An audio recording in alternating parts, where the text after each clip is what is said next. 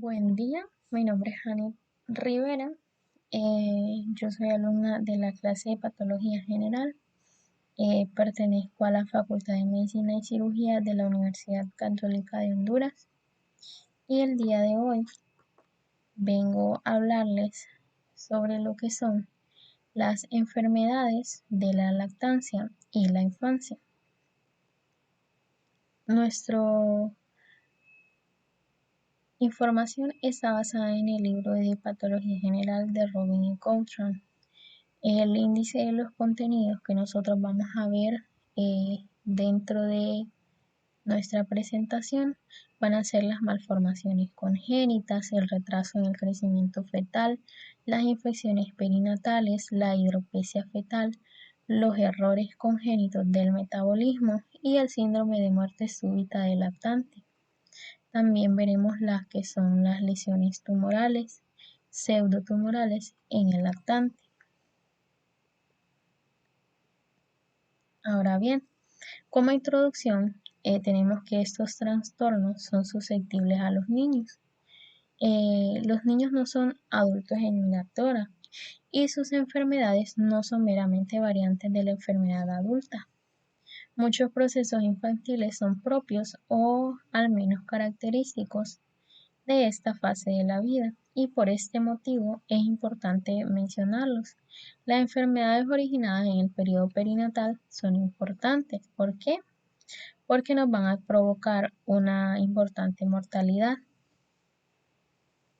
La probabilidad de la supervivencia de los lactantes va a mejorar con cada semana que va a transcurrir. Ahora bien, tenemos la mortalidad de los lactantes en Estados Unidos. Nos dice que la mortalidad ha disminuido de 20 muertes por 1000 nacidos vivos que tenían en 1970 a 5.8 muertes en el 2014.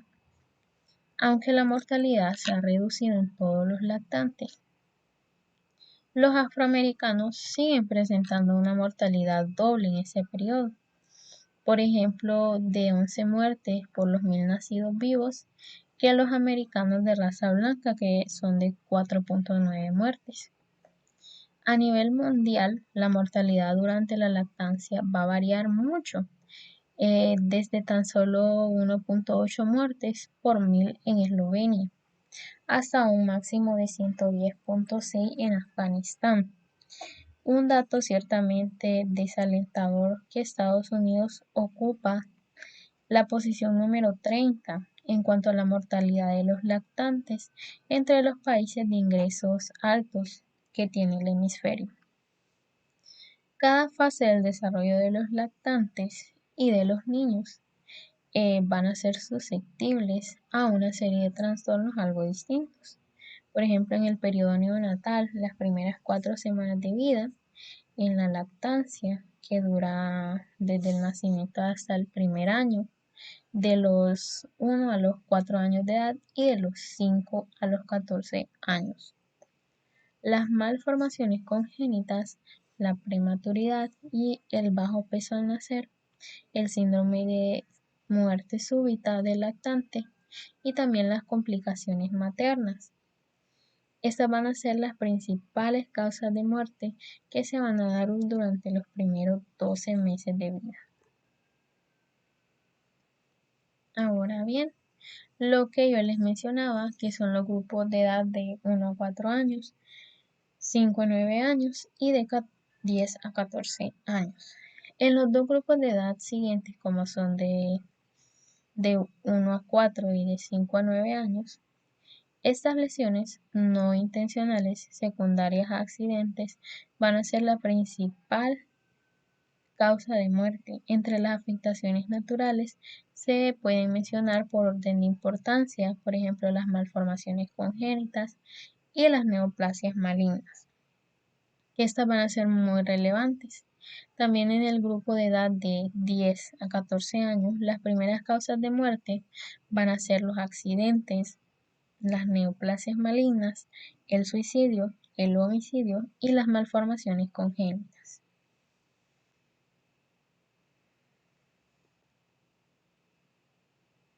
Dentro de las malformaciones congénitas, Las malformaciones son defectos anatómicos que están presentes al nacer, pero algunos, como las malformaciones cardíacas o renales, pueden no causar clínica hasta años después. Esto quiere decir que los bebés van a nacer con estas malformaciones, pero no nos van a presentar síntomas.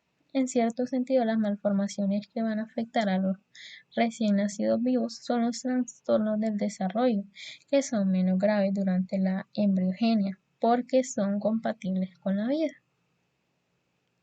El término congénito se va a significar nacido con, pero esto no va a implicar o va a excluir que tenga una malformación con base genética, porque según las estadísticas se estima que aproximadamente 120.000 lactantes, que son 1 de cada 33, van a nacer cada año con alguna malformación congénita. También las malformaciones congénitas se van a dividir en compatibles e incompatibles con la vida. Bueno, un 20% de los óvulos que son fecundados van a tener alteraciones que se eliminan en las primeras fases. Otros pueden ser cómplices con un desarrollo fetal inicial, pero van a culminar en abortos espontáneos. Las malformaciones menos graves nos van a permitir una supervivencia intrauterina que va a ser de forma más prolongada, aunque en algunos cuadros van a producir la muerte al nacer, y los que son todavía menos importantes van a permitir la vida, aunque también determinen algunas limitaciones.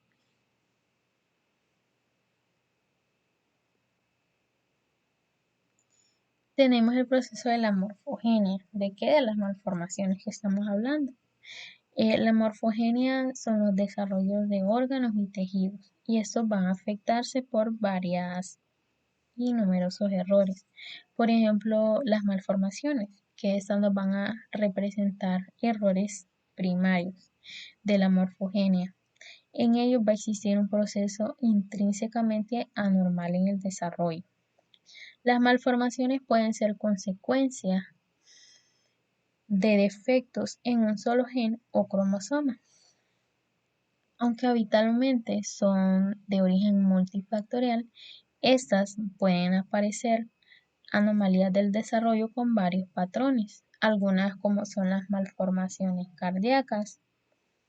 También se habla de la anencefalia, que es la ausencia de parte o absolutamente de todo el encéfalo.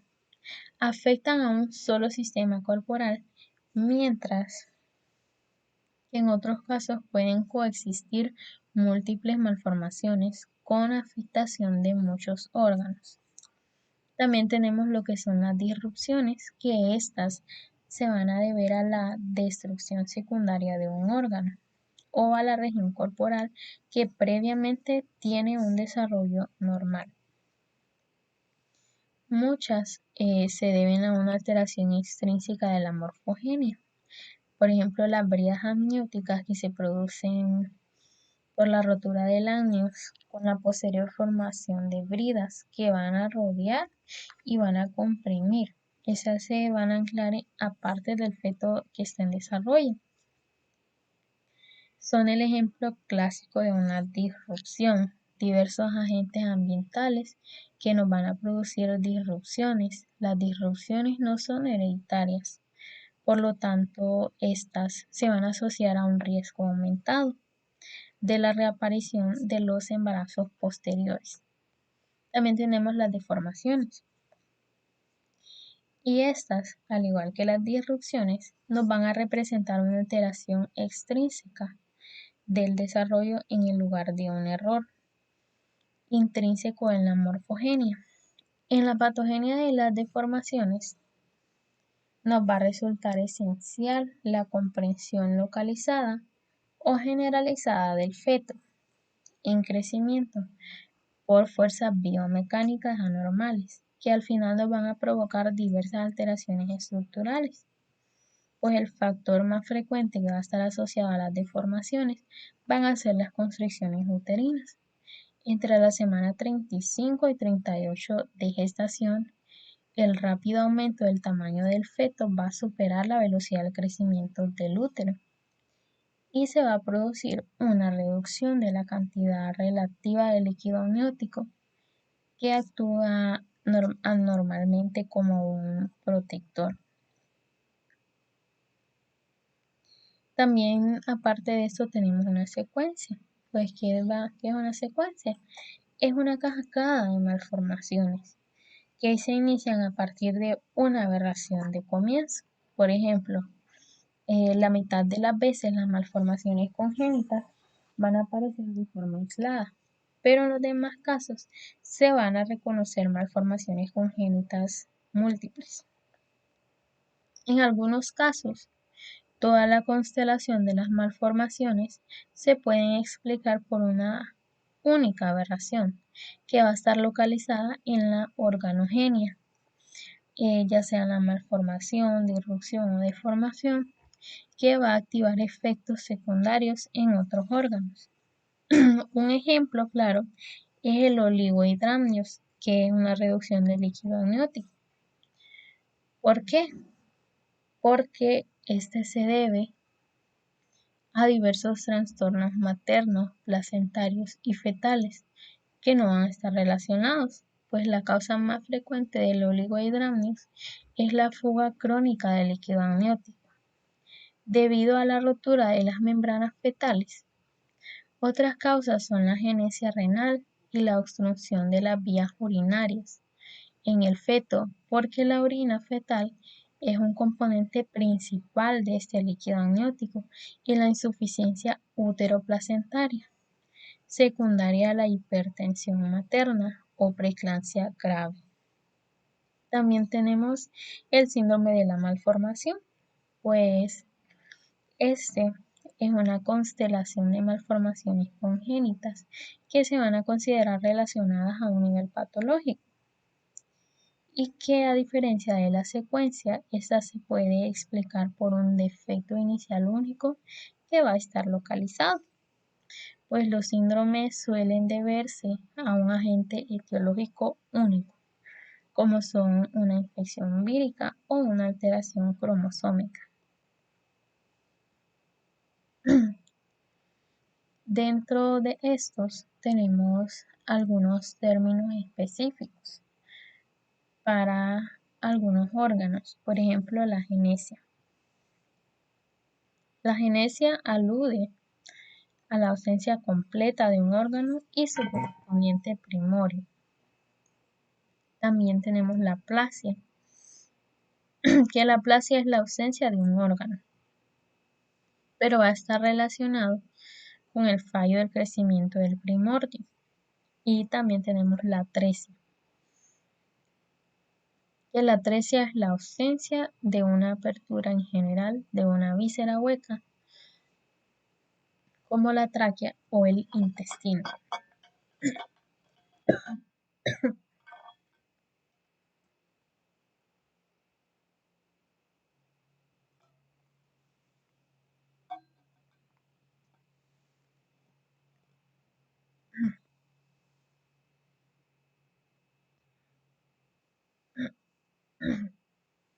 La hipoplasia va a ser el desarrollo incompleto o el menor tamaño de un órgano, donde van a existir menos células, mientras que la hiperplasia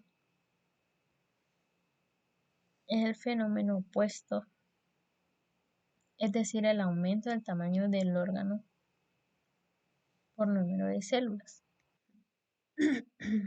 También tenemos la displasia, que esta va a definir el contexto de las malformaciones frente a las neoplasias, una organización anormal de las células, pues una alteración de un órgano o tejido como consecuencia de un aumento o reducción del tamaño de las células individuales.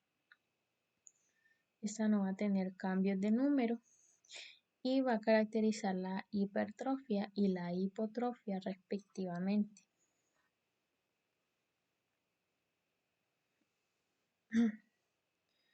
Ahora bien, ahora vamos a hablar de las causas de las malformaciones. Las causas conocidas más frecuentes de las malformaciones congénitas se pueden agrupar en tres grandes categorías, como son las genéticas, las ambientales y las multifactoriales. Bueno, las causas genéticas de las malformaciones comprenden todos los mecanismos de enfermedad genética. Por ejemplo, el síndrome de Down, otras trisomías, los síndromes de Turner, de Klinefelter, la mayoría de los trastornos cromosómicos se van a originar durante la gametogenia y por lo tanto no van a ser familiares.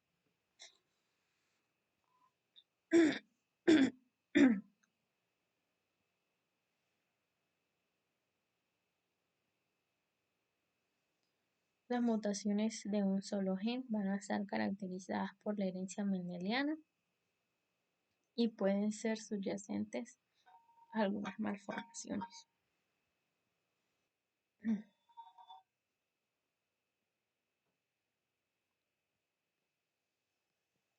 Las influencias ambientales, como son las infecciones víricas, los fármacos y la exposición a la radiación de la madre, nos pueden causar anomalías fetales. Entre las infecciones víricas enumeradas en la tabla, la rubiola constituye un auténtico flagelo. Afortunadamente, la rubiola materna y la consiguiente embriopatía por rubiola ha sido virtualmente erradicada en países de ingresos altos, debido a la vacunación contra la enfermedad. Son varios los fármacos y los productos químicos de los que se ha sospechado que tienen una acción teratogénica, aunque es probable que el número de malformaciones congénitas debidas a esta causa no alcance el 1% del total.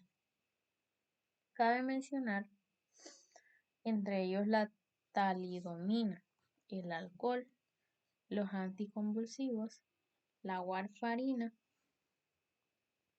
y tratamientos empleados para el acné grave. Por ejemplo, la talidomina, que está usada como un tranquilizante en Europa.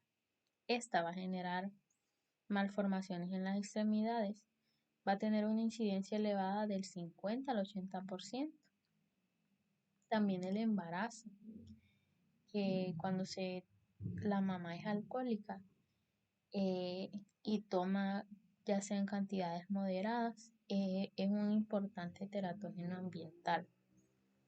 ¿Y qué van a presentar los afectados? Bueno, van a presentar una restricción del desarrollo pre y postnatal, anomalías faciales, como son microcefalia, fisuras palpebrales cortas y también la hipoplasia maxilar. También van a presentar eh, trastornos psicomotores. Estos signos combinados no forman el síndrome de alcohólico fetal, aunque no se ha demostrado de una forma convincente la capacidad teratógena de la nicotina del tabaco en gestantes fumadores. Se va a realizar una incidencia elevada de abortos espontáneos, partos prematuros y alteraciones placentarias. Los lactantes de madre fumadora van a tener bajo peso al nacer y pueden mostrar propensión. Las causas de las malformaciones. Bueno, las causas más conocidas, que son más frecuentes de las malformaciones congénitas, se van a agrupar en tres grandes categorías, como son las genéticas, las ambientales y las multifactoriales. La herencia multifactorial implica la interacción de factores medioambientales con los que son eh, de interacción de factores medioambientales con genes de efecto reducido, la etiología genética más frecuente de las malformaciones congénitas. Algunas de estas malformaciones que son frecuentes con el labio leporino, el paladar hendido, también los defectos del tubo neural y la reducción espectacular de la incidencia de los efectos del tubo neural por la ingesta de ácido fólico en el momento de la concepción. Este es un ejemplo de los conocimientos de los estímulos ambientales ha prevenido el desarrollo de malformaciones multifactoriales, aunque no se hayan eliminado los genes que contribuyen a esto.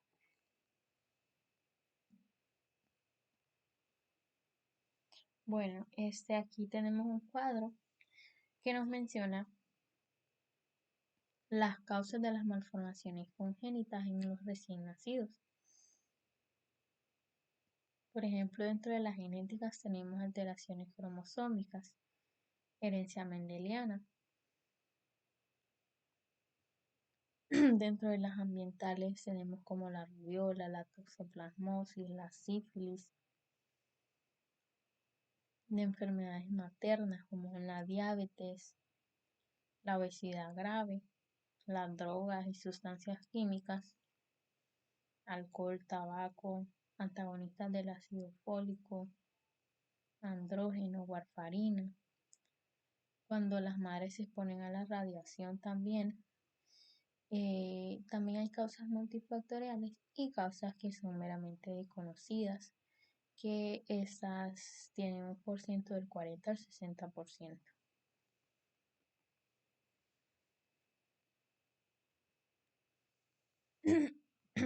Ahora la patogenia. El desarrollo intrauterino de los seres humanos se puede dividir en dos fases. La primera es el periodo embrionario precoz, que va a ocupar las primeras 9 semanas de gestación, el periodo fetal que culmina con el nacimiento. Durante el periodo embrionario precoz, que van a ser las primeras 3 semanas de fecundación, entre las semanas tercera y la novena del desarrollo del embrión, va a resultar extremadamente sensible a los teratógenos. Un agente lesivo causa daños en las células para producir la muerte y el aborto o en pocas células, lo que puede permitir la recuperación del embrión sin malformaciones. La máxima sensibilidad tiene lugar entre las semanas cuarta y quinta. Es que durante este periodo se van a generar los órganos a partir de las capas celulares germinativas. También tenemos el periodo fetal, que se produce tras la organogenia. Se va a caracterizar principalmente por el crecimiento y la maduración de los órganos, lo que reduce mucho la sensibilidad de los agentes teratógenos. El feto en este momento va a resultar vulnerable a la restricción del crecimiento o a las lesiones sobre los órganos que ya están formados. Por tanto, un mismo agente nos va a producir malformaciones distintas según la exposición que se produzca en uno o en otro momento de la gestación.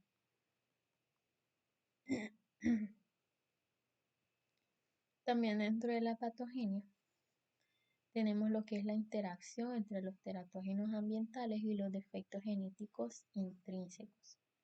Bueno, se pone de manifiesto que las características de la dismorfogenia secundaria a lesiones ambientales se puede reproducir mediante defectos genéticos en las vías contra las que se dirigen estos teratógenos. Los siguientes ejemplos son representativos en esta afirmación. Por ejemplo, la ciclopamida, el ácido valproico y el derivado de la vitamina A, retinol. Es que nos dice en nuestro libro que la ciclopamida es un teratógeno que es de origen vegetal, está presente en el lirio de maíz blanco. Las ovejas que están gestando comen de la planta y estas van a dar a luz corderos con malformaciones craneofaciales graves, incluida la holoprosencefalia, también la ciclopía, que es cuando presentan un ojo único fusionado. lo que explica el propio nombre, que es la ciclopamina. Este compuesto es un potente inhibidor de la vía de transmisión de las señales en el embrión y estas mutaciones de estos genes se describen en algunos subgrupos de pacientes con holoprosencefalia. El ácido valproico es un antipilético esteratógeno y es reconocido porque durante el embarazo este compuesto nos va a alterar la expresión de los factores de transcripción que van a ser críticos, muy conservados durante el desarrollo, que se llaman proteínas de homeocaja. En los vertebrados las proteínas se han relacionado con el patrón de distribución de los miembros, las vértebras y las estructuras craneoencefales, y no resulta sorprendente que las mutaciones de estos genes de la familia OX sean las responsables de esas malformaciones congénitas que van a estar descritas en la embriopatía por ácido valproico. El derivado de la vitamina A o retinol, también llamado ácido transretinoico, nos va a resultar esencial. ¿Para qué? Para el desarrollo y la diferenciación normales, y su ausencia durante la embriogenia va a dar lugar a una constelación de malformaciones que van a afectar a múltiples sistemas orgánicos, como son los ojos, el aparato genitourinario, el aparato cardiovascular, el diafragma y los pulmones. Por el contrario, una exposición excesiva al ácido retinoico también. Aquí nosotros tenemos unos periodos críticos del desarrollo de distintos órganos y las malformaciones afectadas. Por ejemplo, alguna malformación bien conocida y bien común, que son los defectos en el tubo neural. Van a empezar desde la tercera semana hasta la semana 16. También malformaciones de orejas y de implantación baja y sordera van a empezar desde la cuarta semana y nos van a llegar hasta la mitad de la novena semana. También el paladar hendido dura de la sexta semana a la novena semana.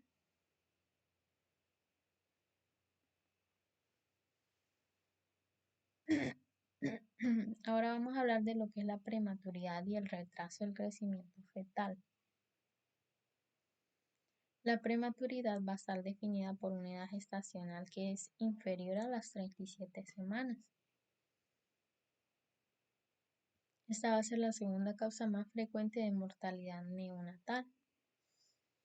La causa más frecuente de mortalidad neonatal por detrás de las malformaciones congénitas. Los principales factores de riesgo para la prematuridad nos van a incluir la rotura prematura de las membranas antes del término, que esta nos va a complicar un 3% de todos los embarazos y va a ser la responsable de un tercio de todos los partos pretérminos. La rotura de las membranas antes del inicio del parto puede ser espontánea o va a ser inducida. La rotura prematura de membranas, cuando es espontánea y suceda antes de las 37 semanas de gestación, ahí es por eso que se habla de pretérmino. Por el contrario, cuando se da una rotura de membranas, se refiere a cualquier rotura después de las 37 semanas de embarazo.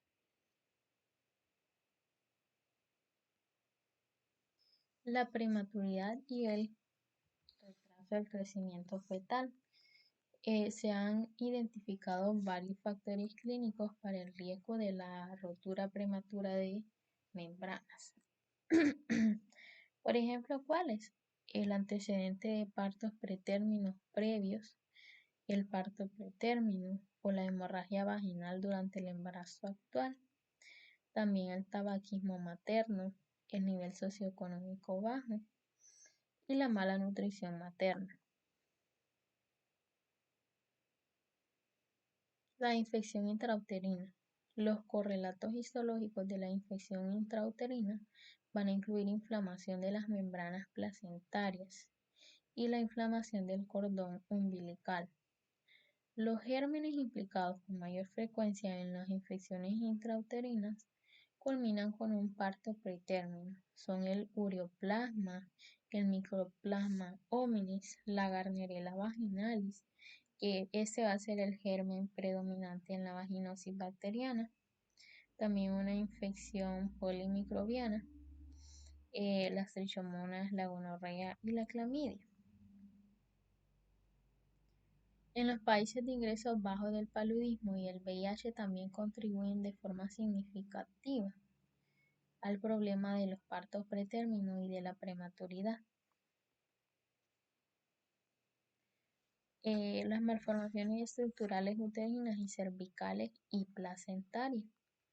Bueno, la distorsión uterina, los fibrinoides uterinos, la alteración del soporte estructural del cervix, la placenta previa y el desprendimiento de placenta se van a asociar a un riesgo aumentado de prematuridad.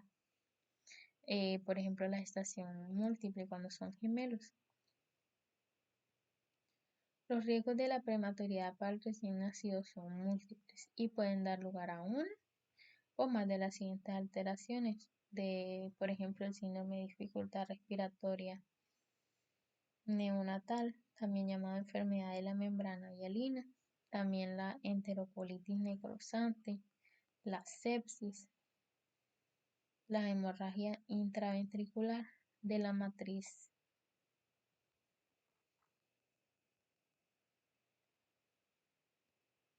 Dentro del retraso del crecimiento fetal tenemos anomalías maternas, anomalías fetales. Las anomalías maternas son los procesos maternos que determinan una reacción del flujo placentario. Las enfermedades vasculares como son la preeclampsia, la toxemia del embarazo y la hipertensión crónica suelen ser una causa de base. Bueno, las anomalías fetales son las que van a reducir el potencial de crecimiento del feto de una forma intrínseca. A pesar de que la madre aporte nutrientes de forma adecuada, van a destacar los trastornos cromosómicos, las malformaciones congénitas y las infecciones congénitas. En el retraso del crecimiento fetal también tenemos las anomalías placentarias.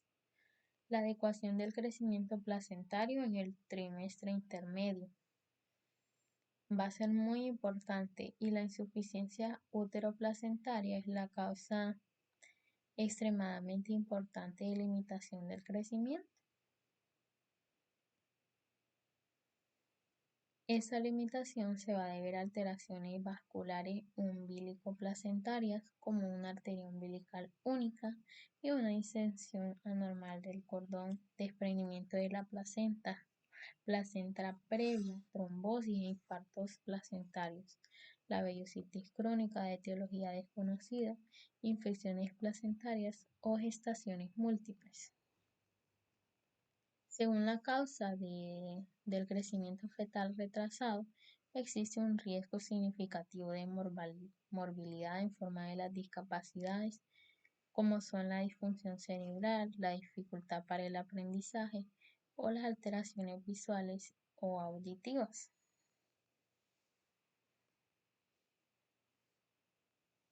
El retraso al crecimiento fetal.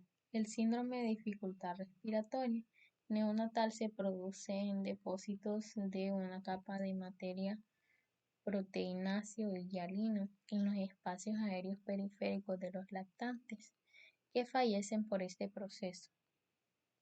Otras causas de la dificultad respiratoria son la sedación excesiva de la madre, los traumatismos craneales del feto durante el parto, cuando el feto aspira sangre o el líquido amniótico, la hipoxia intrauterina, que son provocadas por el anudamiento del cordón umbilical cuando se da alrededor del cuello.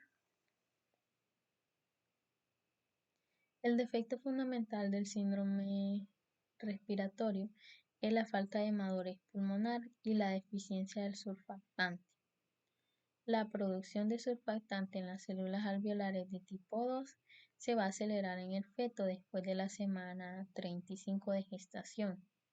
En el momento del parto, la primera respiración para poder vivir exige unas presiones expiratorias elevadas para expandir los pulmones. Cuando las concentraciones de surfactantes son normales, los pulmones consiguen hasta un 40% del volumen del aire residual tras la primera respiración. Pues aquí tenemos un cuadro que nos explica la fisiopatología del síndrome de dificultad respiratoria. Cuando hay prematuridad, o sea, hay una menor síntesis, almacenamiento y liberación del surfactante. Entonces, va a haber un aumento de la tensión de la superficie alveolar. Se va a presentar atelectasia, perfusión irregular y la hipoventilación, lo que nos va a dar una hipoxemia y la retención de dióxido de carbono. Esto nos va a producir una acidosis, una vasoconstricción pulmonar, luego una hiperperfusión pulmonar y vamos a presentar una lesión endotelial y una lesión epitelial. La síntesis de surfactante se va a suprimir mediante las elevadas concentraciones de insulina en la sangre en los lactantes de madres que son diabéticas y estas van a contrarrestar los efectos de los corticosteroides.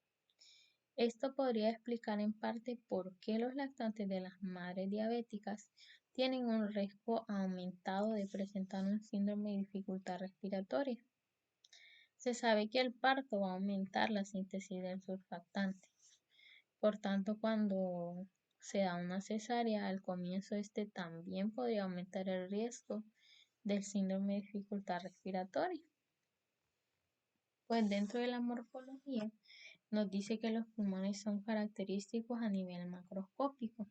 Aunque su tamaño es normal, van a ser sólidos y están vacíos de aire y tienen un color rojo, púrpura, parecido al hígado. En general, ellos se van a hundir en el agua y esto nos va a indicar que hay una ausencia de contenido aéreo.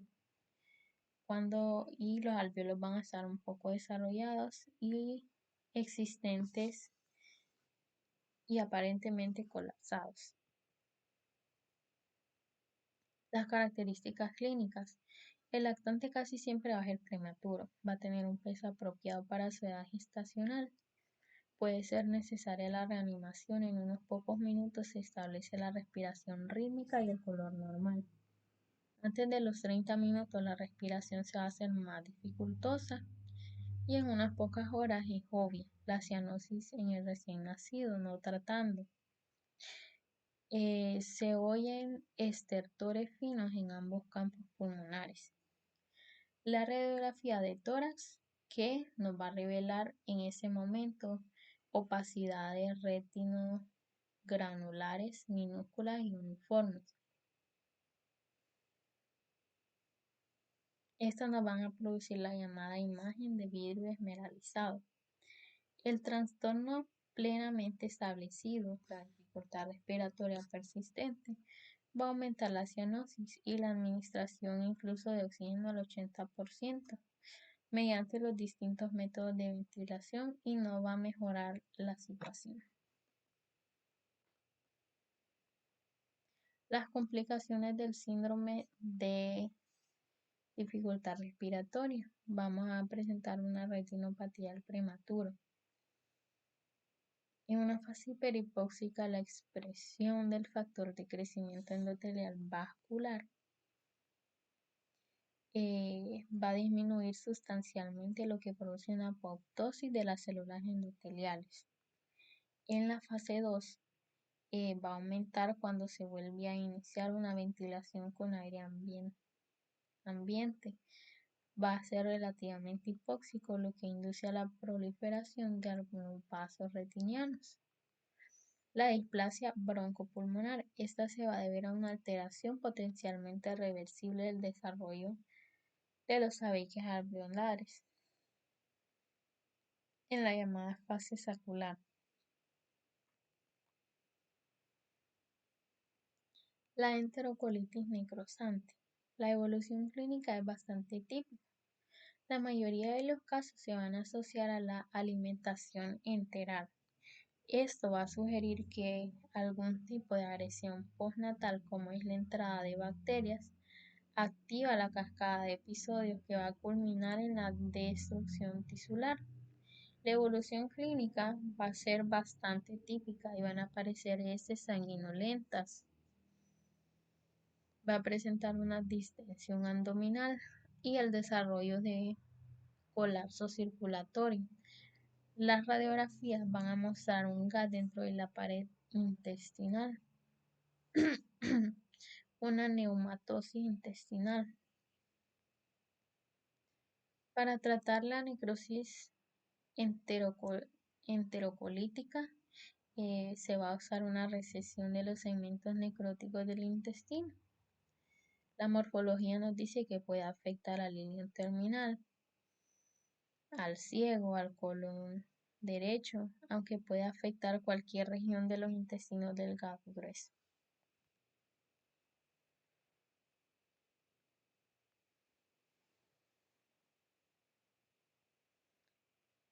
Ahora hablaremos de las infecciones perinatales. Bueno, las infecciones fetales y perinatales se van a adquirir a través de dos vías esenciales, la transcervical o la transplacentaria. En algunas ocasiones las infecciones se van a producir por una combinación de estas dos vías, de forma que el microorganismo ascendente va a afectar el endometrio y posteriormente nos va a invadir la corriente circulatoria fetal a través de las vellosidades coriales.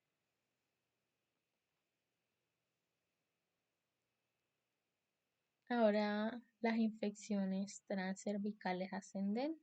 Bueno, estas infecciones se pueden adquirir dentro del útero o también al momento del parto. El feto se va a infectar mediante la aspiración de líquido amniótico infectado hacia sus pulmones poco antes del parto o al atravesar el canal de parto infectado.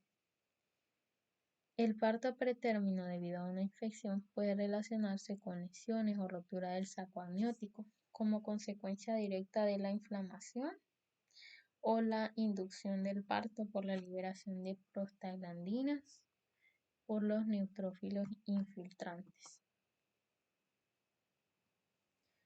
Las infecciones transplacentarias hematológicas. La infección hematógena puede observarse en cualquier momento de la gestación o en algunos casos también durante el parto por perfusión materno-fetal. El parvovirus produce un eritema infeccioso. Los malos resultados asociados a una minoría de los casos de infección intrauterina nos van a incluir los abortos espontáneos, los mortinatos, la hidropesia fetal y la anemia congénita. Grupo de infecciones TORCH se agrupa porque pueden producir manifestaciones como son la fiebre, la encefalitis, la coriorrenitis, la hepatoesplenomegalia, la neumonitis, la miocarditis, la anemia hemolítica y las lesiones cutáneas vesiculares o hemorrágicas. Ahora tenemos la sepsis. La sepsis, según la clínica, es posible dividir en la sepsis perinatal con aparición precoz en los primeros 7 días de vida o la aparición tardía desde los 7 días a los 3 meses. La mayoría de los casos de la sepsis de aparición precoz se van a adquirir durante el parto o poco después y suelen producir signos y síntomas clínicos de neumonía, sepsis y a veces meningitis a los 4 a 5 días de vida. Los estreptococos del grupo B son la causa más frecuente de sepsis y también de meningitis bacteriana de inicio temprano. Las infecciones por listeria y cándida, estas tienen un periodo de latencia mayor. desde que se inocula el germen hasta que aparecen los síntomas clínicos y producen una sepsis de aparición tardía. La hidropesia fetal. Esta es la acumulación de líquido de edema en el feto durante el crecimiento intrauterino. La acumulación de líquido intrauterino puede ser un edema generalizado y progresivo fetal, la hidropesia fetal, que es igual a la muerte, el edema localizado como un derrame pleural o un peritoneal localizados, y también se va a dar por la acumulación de líquido en la parte posterior de la nuca o del cuello. La hidropesia inmunitaria. Esta es una enfermedad hemolítica. Va a ser secundaria a la incompatibilidad en el grupo sanguíneo entre la madre y el feto. Los principales antígenos de los que se sabe que inducen a la enfermedad inmunitaria con percusión clínica son ciertos antígenos como es el RH y los grupos sanguíneos del sistema ABO. La base de la hidropesia inmunitaria es la inmunización de la madre por antígenos de los grupos sanguíneos en los eritrocitos fetales y el paso libre de anticuerpos de la madre al feto a través de la placenta. La hidropesia inmunitaria, seguimos.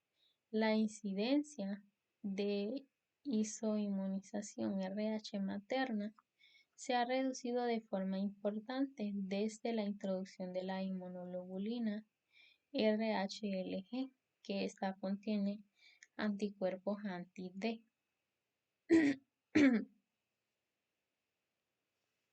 De la destrucción excesiva de los eritrocitos en los neonatos se derivan dos consecuencias.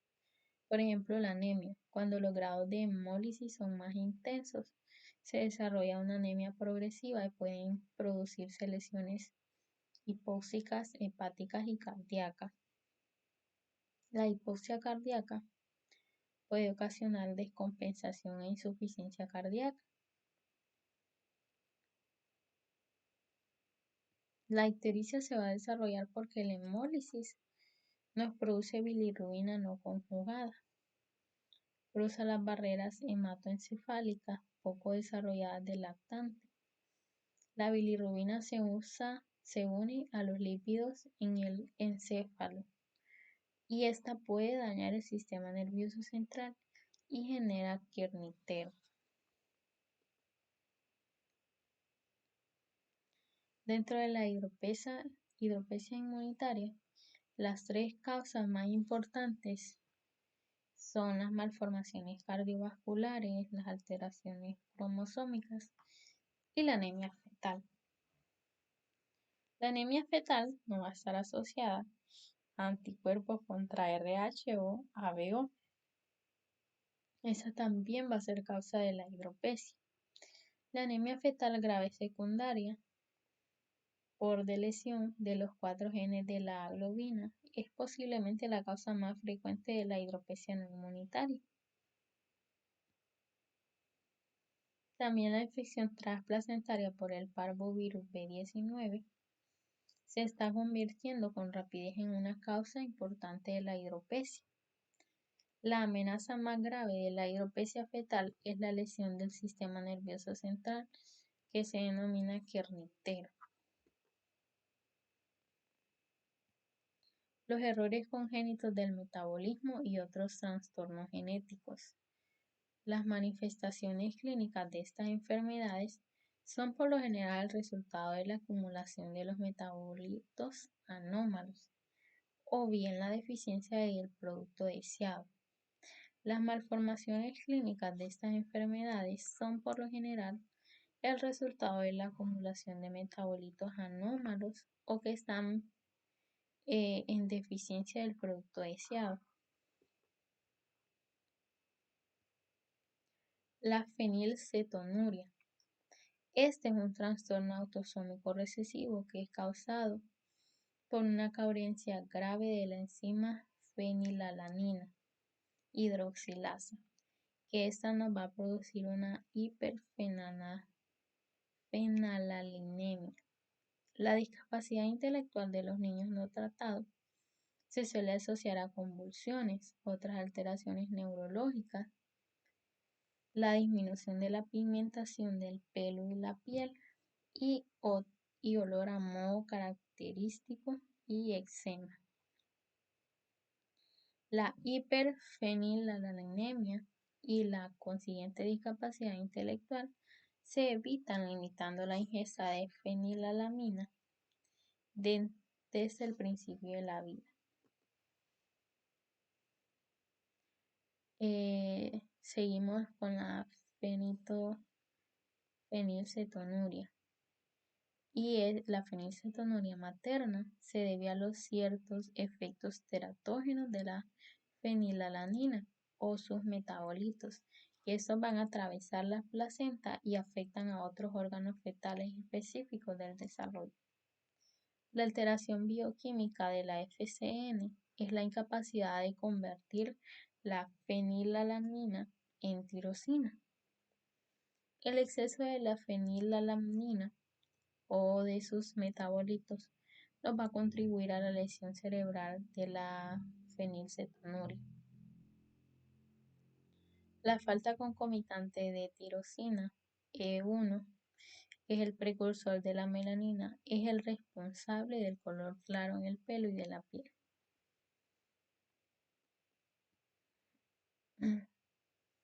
Dado los numerosos alelos que son causantes de esta enfermedad del gen, el diagnóstico molecular es posible y es necesario medir las concentraciones de fenilalanina sérica para poder distinguir la hiperfenilalinemia benigna de la FCN.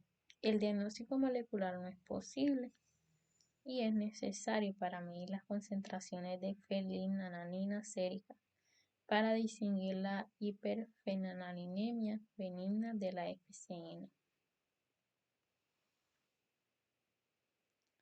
Bueno, la galactosemia es un trastorno autosómico recesivo del metabolismo de la galactosa, debido a una acumulación de galactosa 1-fosfato en los tejidos. Existen dos variantes de la galactosemia y en la más frecuente se produce una ausencia completa de la galactosa 1-fosfato uridiltransferasa.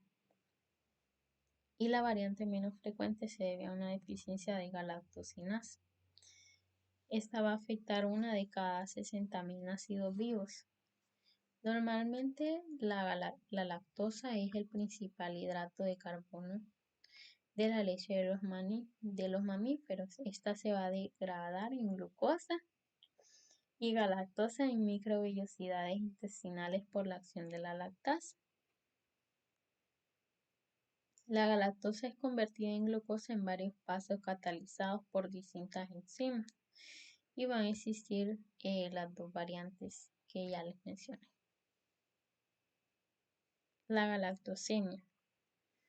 Cuando falta la GALT, se produce una acumulación de galactosa 1-fosfato en muchos órganos, incluidos en el hígado, en el vaso, en el cristalino, los riñones, el músculo cardíaco, la corteza cerebral y los eritrocitos.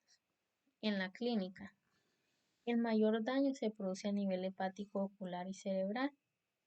La hepatomegalia, la aparición precoz se debe principalmente al cambio graso, pero con el tiempo se van a producir cicatrices difusas que se van a parecer a la cirrosis secundaria al alcoholismo en algunos casos. Se produce la opacificación del cristalino, o sea que van a haber cataratas. Hay alteraciones inespecíficas del sistema nervioso central. Los lactantes sufren retraso del crecimiento casi desde que ellos nacen y aparecen vómitos, diarrea a los pocos días de la ingesta de la leche. La ictericia y la hepatomegalia resultan evidentes durante las primeras semanas de vida. Las cataratas aparecen unas pocas semanas durante los primeros 6 a 12 meses de vida. Se destaca discapacidad intelectual. La fibrosis quística o la mucoviscidosis.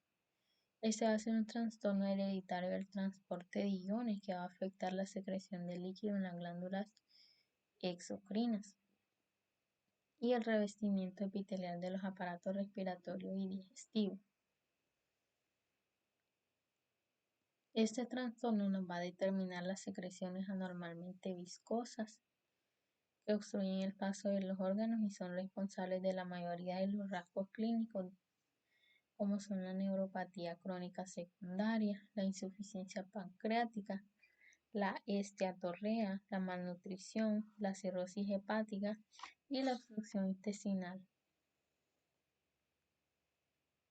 El gen de la fibrosis quística. Bueno, el defecto principal de la fibrosis quística es el transporte anómalo de iones de cloro y bicarbonato, que está mediado por el canal aniónico codificado por el gen regulador de la conductasia transmembrana de la fibrosis quística, es CFTR. La patogenia de las complicaciones respiratorias e intestinales en esta enfermedad parecen deberse a una capacidad de líquido superficial isotónica de peso de escaso volumen. La insuficiencia pancreática, una característica de la fibrosis clásica, aparecen casi siempre cuando existen mutaciones del CFTR con alteraciones en la conductancia del bicarbonato. Pues aquí tenemos una representación de cómo el gen CFTR actúa.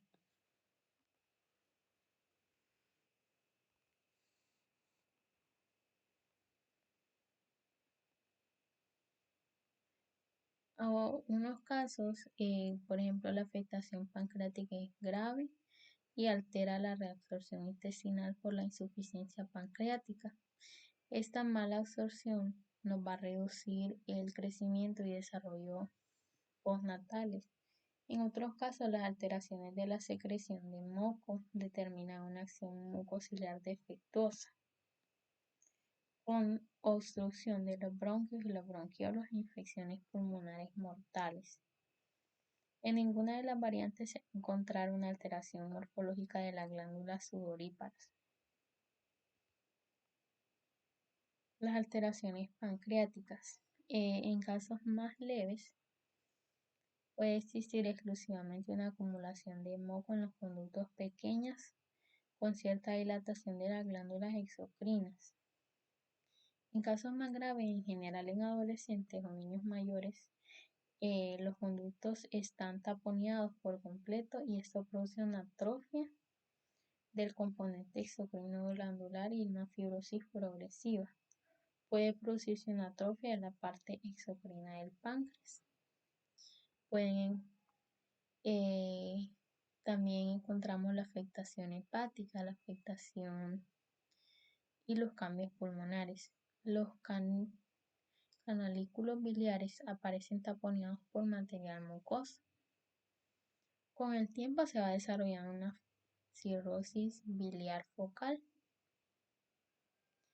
y al final pueden afectar a todo el hígado y provocar una nodularidad hepática difusa.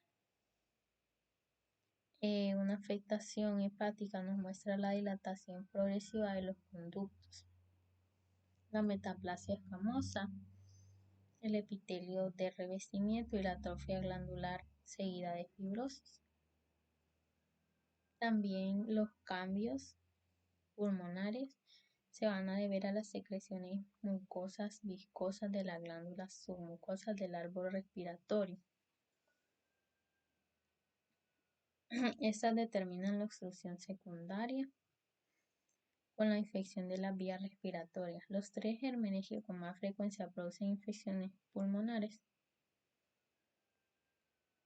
son el Staphylococcus aureus, el Haemophilus influenzae y la Pseudomonas aeruginosa. Se describe la azoospermia e infertilidad en los hombres.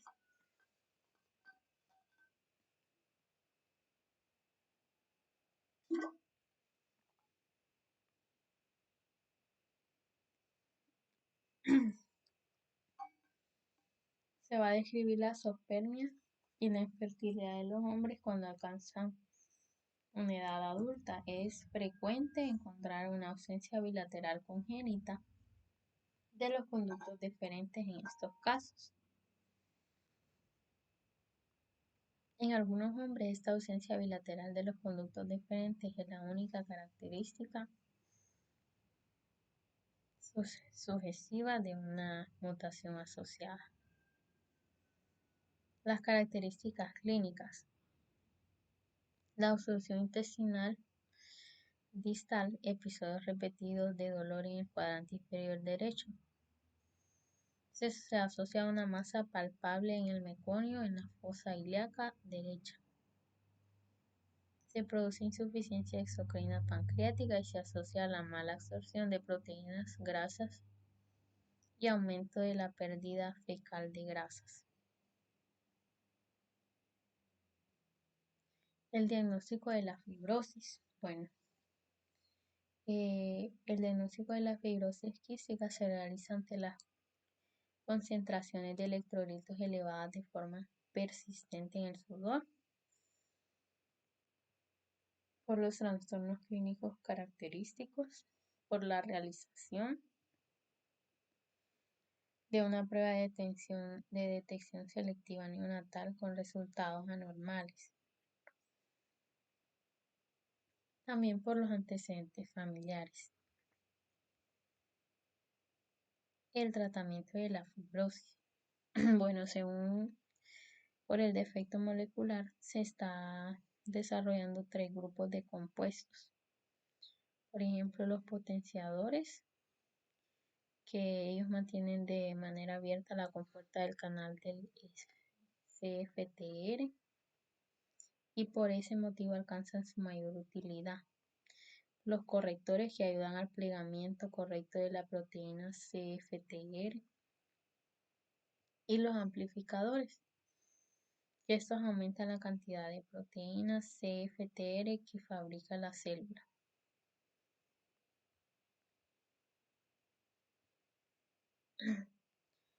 Ahora hablemos del síndrome de muerte súbita en el lactante. La muerte súbita en el lactante menor de 1 año de edad no se puede y no se consigue explicar tras una investigación exhaustiva del caso. Debe incluir una autopsia completa y la valoración del lugar de muerte y la revisión de la historia clínica. El 90% de las muertes por el síndrome de muerte súbita aproximadamente se producen en los primeros 6 meses de vida, sobre todo entre los 2 y 4 meses. La morfología. Bueno, en la autopsia de los lactantes fallecidos por muerte súbita se han descrito diversas alteraciones. Las más frecuentes son las petequias múltiples que se localizan en el timo, en la pleura visceral y pleura parietal y en el epicardio. A nivel macroscópico, o sea, a nivel más grande, se observan pulmones congestivos y el estudio histológico nos presenta una ingurgitación vascular asociada a edema pulmonar. La patogenia. Se ha propuesto un modelo de triple riesgo que plantea la inserción de los 3 factores solapados.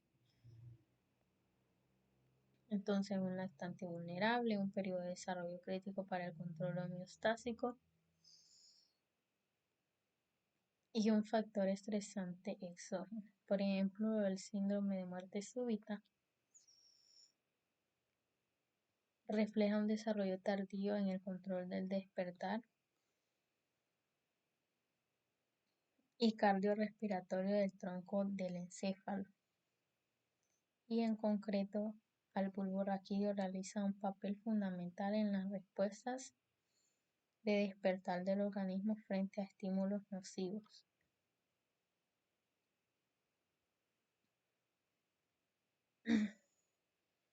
Los factores vulnerables adicionales del síndrome de muerte súbita, por ejemplo, que sean de sexo masculino, se asocia con una incidencia mayor el consumo de tabaco de la madre embarazada, la edad materna joven cuando son partos frecuentes y con cuidado prenatal inadecuado. Para el diagnóstico se va a realizar una exclusión y es obligatorio un estudio detenido del lugar de la muerte y una autopsia completa.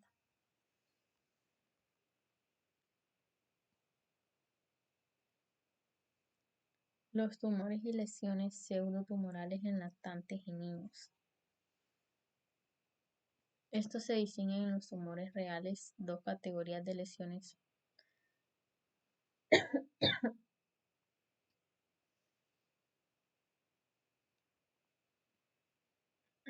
pseudotumorales especiales.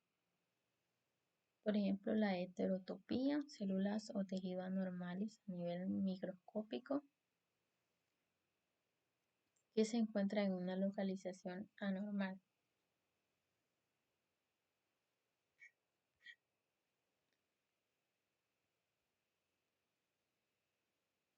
También el amartoma, que es el sobrecrecimiento excesivo y focal de las células y los tejidos nativos del órgano en que se localiza.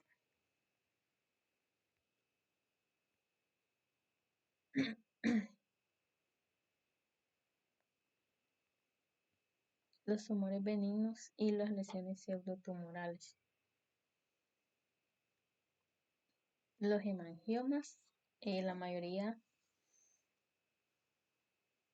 afectan a la piel, sobre todo la cara y el cuero cabelludo.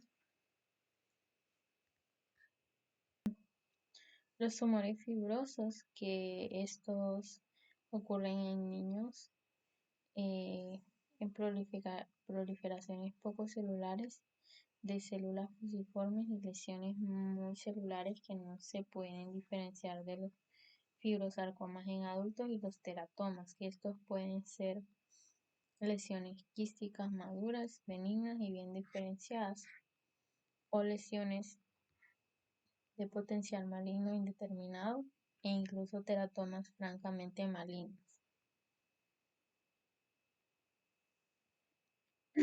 Ahora hablaremos de los tumores neuroblásticos. Un tumor neuroblástico alude a tumores de ganglios simpáticos y de médula suprarrenal derivados de las células primordiales de la cresta neural. Un neuroblastoma se trata del tumor sólido extracraneal más frecuente en niños y la neoplasia maligna más diagnosticada de la lactancia. La morfología nos dice que en una infancia un 40% de los neuroblastomas se van a originar en la médula suprarrenal y el resto pueden localizarse en cualquier punto de la cadena simpática, destacando como localizaciones más habituales la región palpebral del abdomen y el mediastino posterior. En los neonatos, un neuroblastoma diseminado puede manifestarse con múltiples metástasis cutáneas que producen una decoloración azul de la piel. Un 90% de los neuroblastomas, sea cual sea su localización, producen catecolaminas esenciales para su diagnóstico. El tumor de Wills. Una incidencia máxima del tumor de Wills se produce de los 2 a los 5 años de edad y un 95% de los casos se producen antes de los 10 años. Los pacientes presentan tumores bilaterales, son portadores de una mutación en la línea germinal para uno de los genes predisponentes al tumor de Wills. Un 5 a un 10% de los tumores de Wills afectan a los dos riñones de forma simultánea, sincrónica, o uno después de otro, metacrónica. Un riesgo de tumor de Wills aumenta con al menos 3 grupos reconocibles de malformaciones genéticas. Por ejemplo, los pacientes que sufren del síndrome de Ward, que se caracteriza por un tumor de Wills, malformaciones genitourinarias y la discapacidad intelectual, y los pacientes que padecen del síndrome de Denny-Drash, que se caracteriza por la digenesia ganadal y una nefropatía de inicio precoz que produce un fracaso renal, la lesión glomerular típica de los enfermos y la esclerosis mesangial difusa. Las características clínicas. La mayoría de los niños con tumores de Wills presentan una gran masa abdominal que puede ser unilateral o cuando es muy grande, atraviesa la línea media y se extiende hacia la pelvis. También puede manifestar hematuria, el dolor abdominal tras un traumatismo y la obstrucción intestinal y la hipertensión. Muchas gracias.